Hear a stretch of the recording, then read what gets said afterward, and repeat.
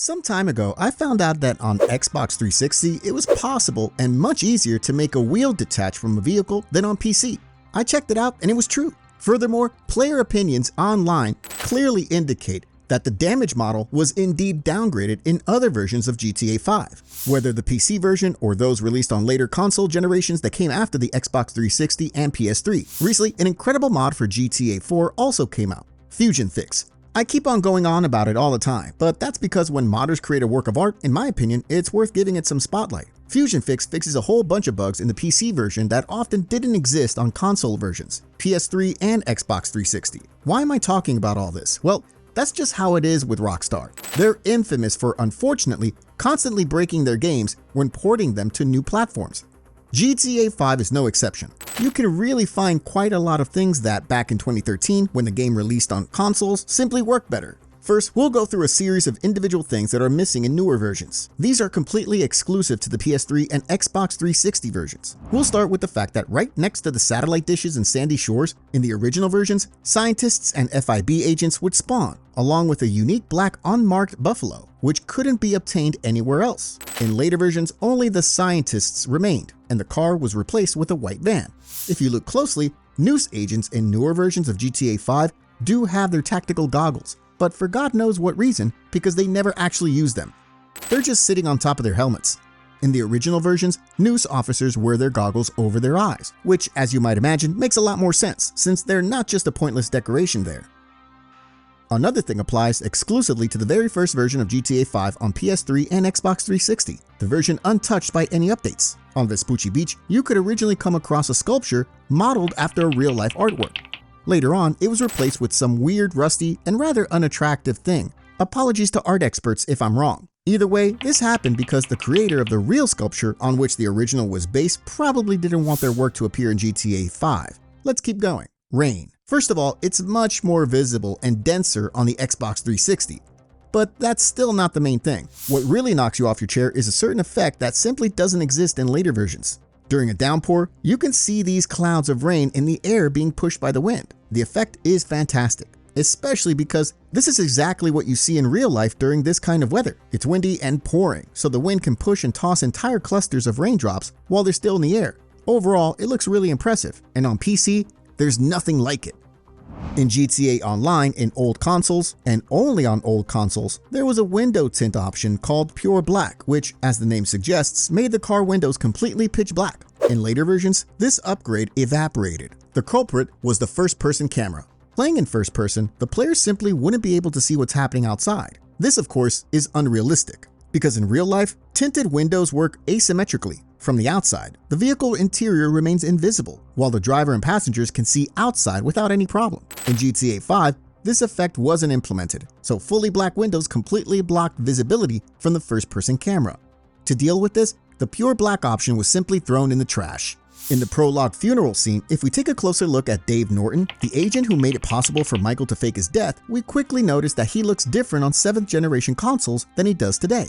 Back then, he wore sunglasses and didn't have a hat on.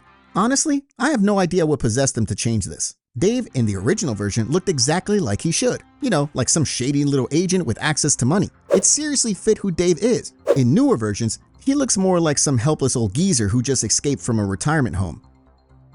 Moving on, in my opinion, front windshield damage in cars on PS3 and Xbox 360 also looks more realistic than it does now. Maybe this comes down to the way textures were scaled to resolution, but the cracks there are thicker and more pronounced, which better conveys the look of damage. They're closer to what we'd get in the real world. In reality, car windows are designed to be very hard to shatter, and if they do break, they're meant to crumble into small fragments. That's why cracks usually form a dense, irregular structure, rather than looking like a smashed drinking glass.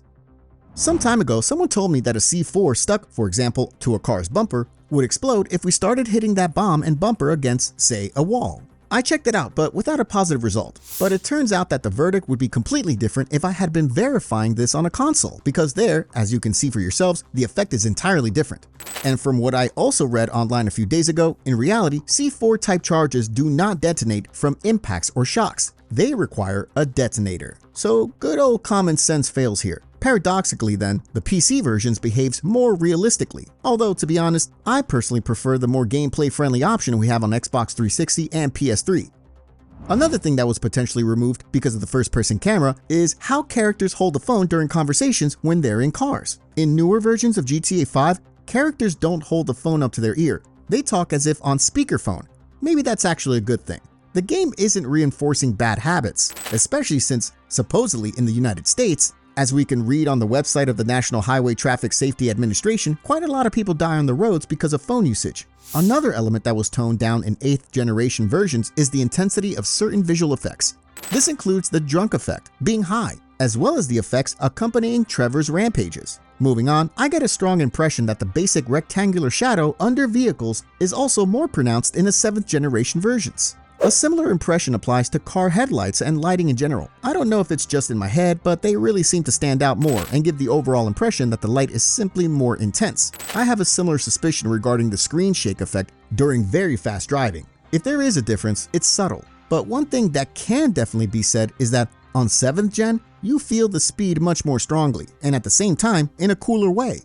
Moving on, lens flares. They look different and are more noticeable. Another element is the effect of pupils narrowing when looking toward the sun. To avoid absorbing excessive amounts of light, the eyes automatically constrict the pupils, making the surroundings appear darker. This is a very realistic effect, clearly visible in 7th generation versions, and much less noticeable in newer releases. So you can see a certain pattern in all of this. Many elements lose intensity with the release of subsequent versions of GTA 5.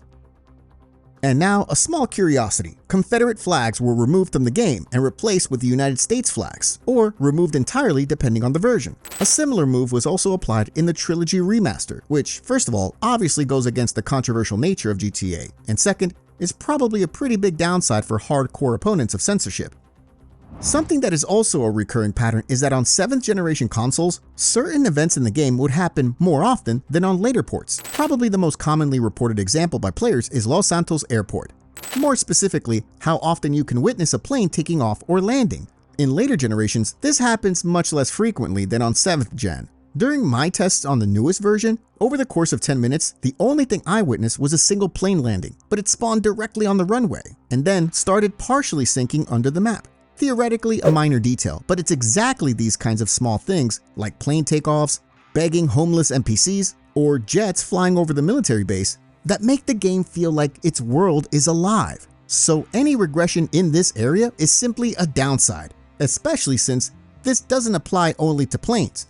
Other things are also more or less reduced. For example, when I was testing various things for this video, one of the things that caught my attention was highway patrols. You can also find some information about this online. Other players notice that on Xbox, the frequency of patrols is higher and the places in which they appear is simply larger. For instance, near that homeless town close to Paleto Bay, I don't remember, and I also didn't experience it during my PC tests, for a patrol to appear there, whereas on Xbox, absolutely yes. Another thing from this category, also related to Paleto Bay, has to do with trucks. On the 7th generation version, especially when driving along the highway around Paleto Bay, semi-trucks with unique cargo constantly appear on screen. Sometimes the cargo is logs, other times containers, sometimes gasoline, or regular trailers with various logos. The most interesting ones are definitely packers, meaning trailers designed to transport large numbers of cars. On the current version, these things do spawn, yes, but quite rarely. On Xbox 360, like I said, especially around Paleto Bay, tons of them start appearing, which is great because American highways are strongly associated with trucks, massive cargo, and so on. Wood cargo makes even more sense, since there's a sawmill nearby. It's a bit of a shame. Immersion on PC is simply worse in this regard. By the way, I noticed another thing, again related to spawn frequency. On Xbox, every time I flew over the canyon next to the military base, a passing airplane spawned. On PC, this happened only once, and I flew through there about 7 or 8 times, so generally, something is definitely going on here. Some percentages were changed here and there, which results in significantly fewer of these various interesting things happening in Los Santos and Blaine County. It appears that some negative changes were also implemented in how the police handle themselves behind the wheel. On 7th generation consoles, police officers are incredibly good at making it hard for us to get through. On screen right now, you can see how quickly the cops change direction to block our path. In the enhanced version, they seem less responsive and easier to outmaneuver. And since GTA 5 is a rather easy game, any added difficulty is quite important here. The easier the game is, the less happens in gameplay, the easier it is to nod off. So in the case of the PS3 and Xbox 360 versions, I definitely count this aspect as a plus. Let's return for a moment to what was mentioned at the beginning of this video, the vehicle damage model. This is the most spectacular precisely on 7th generation consoles. It shows in several areas: the frequency of wheels falling off, various body parts detaching, and the deformation of the car's body itself, especially the cockpit, which on PC is basically untouchable. All of this was done to make room for the first-person camera, which, let's remember, didn't exist on 7th generation consoles. Too strong deformation of the bodywork, and especially the cockpit, could easily collide with an interior vehicle camera. Unfortunately, instead of properly solving these issues, Rockstar simply toned down the damage model so that such glitches wouldn't occur at all. In my opinion, a better solution would have been to disable the first-person camera when the cockpit undergoes heavy deformation. Most players don't smash their vehicles to bits all the time anyway, and those who do usually don't use the first-person camera.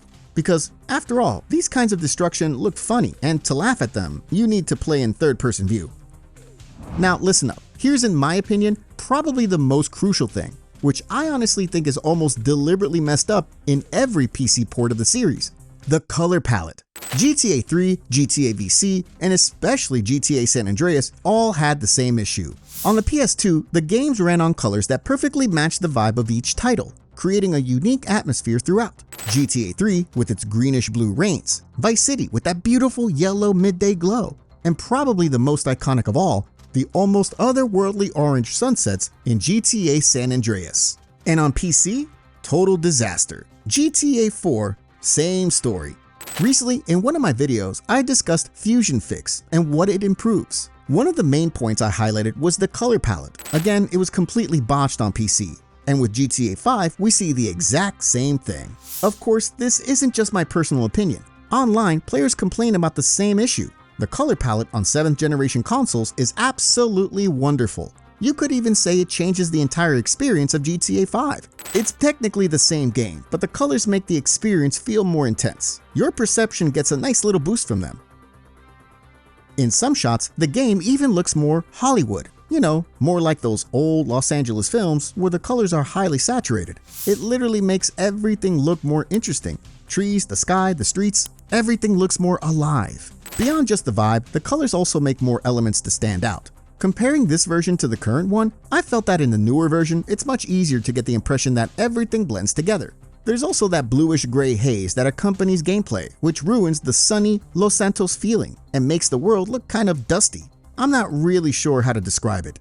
In the enhanced version, it's a bit less noticeable, but on 7th gen, everything looks how it should. Haze is subtle, cleaner visuals, and the colors are sharper and more natural. So yeah, on Xbox 360 and PS3, the game gives the impression that everything fits together.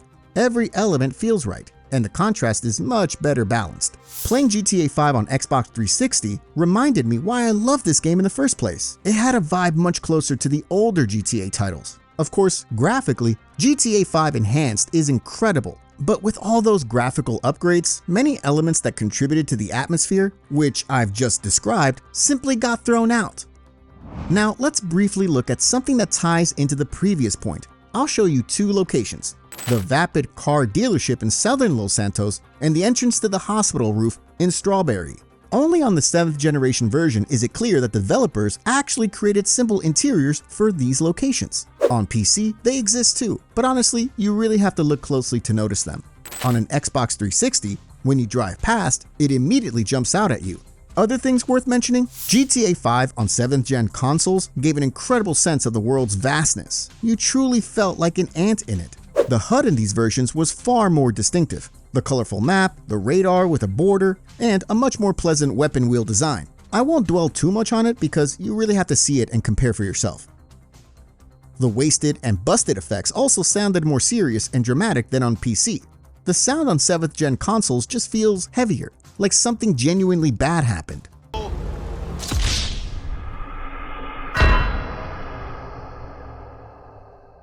On PC, it's a casual noise that doesn't convey the same weight of the situation. Hold it! The driving model also feels better. Cars slide more easily, but still offer full control. drifting feels more satisfying and navigating city streets or rural roads feels more natural. On PC, cars don't handle badly, but they feel a bit stiff, and it's hard to feel that natural momentum that you should get, especially when driving those fast cars. Let me know if today I've convinced you to revisit or check out the Xbox 360 or PS3 version. And for those of you who've played GTA 5 on PS3 or Xbox 360, be sure to share whether your impressions match mine. Thanks for tuning in today. Thanks to everyone supporting me. Take care and see you next time. Bye.